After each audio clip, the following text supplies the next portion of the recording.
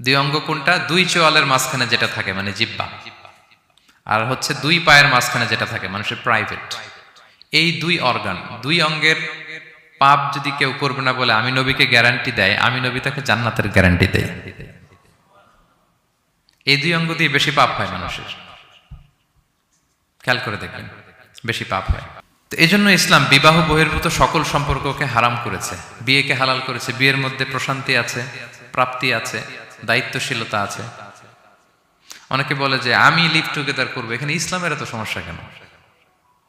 আমি আমার সূরা নূরের একটা লাইভ সিরিজ করতেছি, ওখানে বিস্তারিত বলেছি যে এখানে অনেক সমস্যা আছে। আপনি এই বাংলাদেশের পার্সপেক্টিভে যদি বলি, ঢাকা মেডিকেলের ডাস্টবিনে প্রায় নবজাতক বাচ্চা পাওয়া যায়, পত্রিকায় আসে, হয় জীবিত নয় মৃত।